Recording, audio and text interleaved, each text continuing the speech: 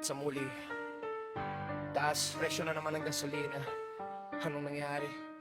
Anong nangyari sa bayan ko? Anong nangyari sa bayan ko? Linggo-linggo, taas na langis, pero sahod di gumagalaw. Mga politiko, nag-aaway sa pwesto. Kami gutom na sa araw-araw. Impeachment daw kay Sara, pero halata naman ang plano. Ayaw nila makatakbo, baby traitor eh. Kaya binabara sa kongreso. Anong nangyari? Anong nangyari sa bayan ko? Lunes pa lang, pila na sa gasolinahan kasi sabi sa balita taas na naman bukas ng 2 piso. Diesel 65, gasoline 70 ang parang tubig na ginto.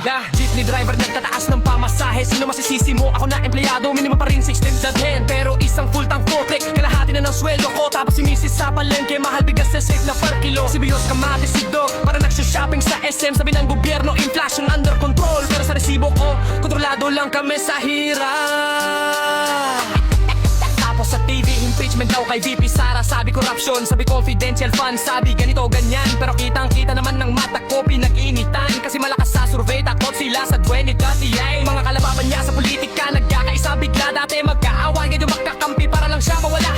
Hindi ako dilawan, hindi ako pula. Pero pag puro siraan, walang trabaho, walang ayuda. Bakit hindi yung preso ng bigas ang inuuna? Bakit hindi yung trabaho ng tao ang pinag-usapan sa plenaryo? Anong nangyari sa bayan ko?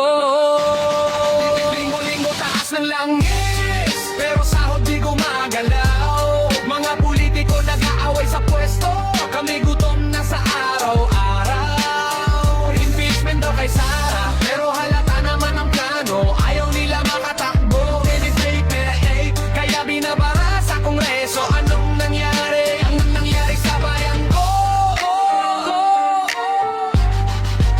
Ang nangyari sa bayan ko? Lumabas ako ng 5am, traffic na sa EDSA Evich na sinasakyan ko. Umaalo kasi kulang sa maintenance driver. Sabi boss, Bansley Wang, Bensuda. Dati what to budget lang, kasi crudo mahal. Pyesa mahal, lahat mahal. Sa gilid tikpit yung taas. Si Manong ang tikmak, sabi hindi na kita ko umuti isang araw. Yung 3 lang, kasi estudyante wala nang bakon. Puro online class na lang. Yung karinderya ni Aling Nena nagsara na last month. Di kinaya yung retak ang LPG la kuryente. Ngayon naglala ko na ng taho sa umaga.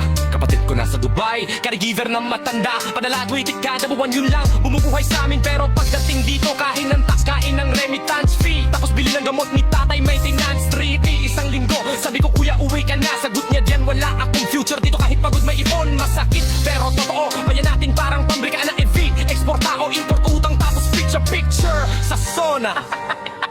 Hindi ko sinasabing perpekto si VP Sara, pero bakit ngayon lang ang ingay pag eleksyon papalapit na?